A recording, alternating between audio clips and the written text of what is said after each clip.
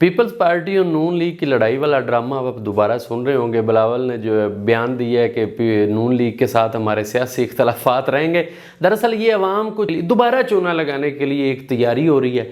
माजी में भी ऐसे ही होता रहा कि जब बंदर बांट करनी होती थी तो वो एक हो जाते थे, और जब अवाम के सामने जाना है तो शहबाज शरीफ साहब ने कहना कि जनाब मैं घसीटूंगा सड़कों पर जरदारी को, और जरदारी साहब ने कहना मियाँ साहब आपसे सुलह नहीं हो सकती, आपने जमहूरियत की पीठ में छुरा घोंपा है, आपसे हमारी लड़ाई रहेगी।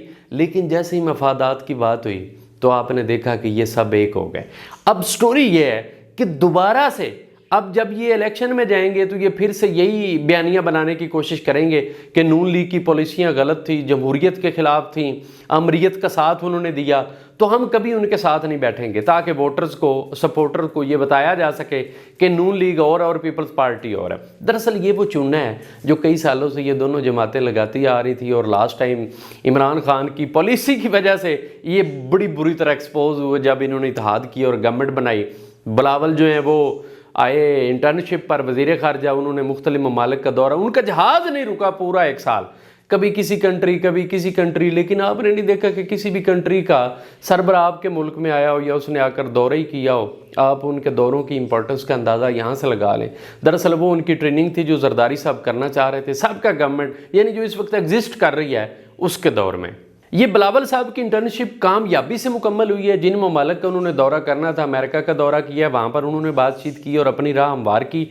उनके साथ सारी गुफ्तो शुनीद उनकी हो गई है, सेटिंग हो गई है। इसलिए जरदारी साहब ने यह बयान दिया था कि इलेक्शन तब होंगे जब मैं चाहूँगा। यानी मुल्क का आइन, मुल्क का सिस्टम, मुल्क की सुपरमेसी पार्लियामेंट की, सुप्रीम कोर्ट, सारी चीज़ें बाला ताक रखते हुए जरदारी साहब ने कह दिया इलेक्शन तब होगा जब मैं चाहूँगा। यानी एक फ़र्द वाहिद की हसरत पर यह मुल्क इस वक्त ताक लगाए बैठा है। 25 करोड़ अवाम बैठी हुई है कि जनाब कब वो दिन आएगा जब जरदारी साहब को ख्वाब आएगा कि इलेक्शन होने चाहिए और सुबह इलेक्शन की डेट अनाउंस हो जाएगी। उसके लिए ना मुल्क का आइन मैटर करता है, उसके लिए ना कानून मैटर करता है, उसके लिए ना कानून की कुछ भी मैटर नहीं करता। सिर्फ और सिर्फ जरदारी साहब की जो ख्वाहिश है एक फ़र्द वाहिद की, जब वो कहेंगे तब इलेक्शन हो जाएंगे।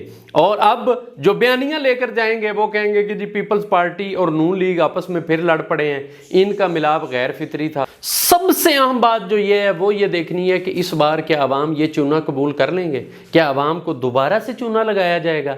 क्या फिर से वही बयानियां काम करेगा कि मैं सड़कों पे घसीटूंगा और आपका पेट फाड़ कर वो अरबों डॉलर में ले आऊँगा जिससे आपने जो है महल बनाए हैं दुबई में? क्या अवाम फिर ये बात मान लेंगे?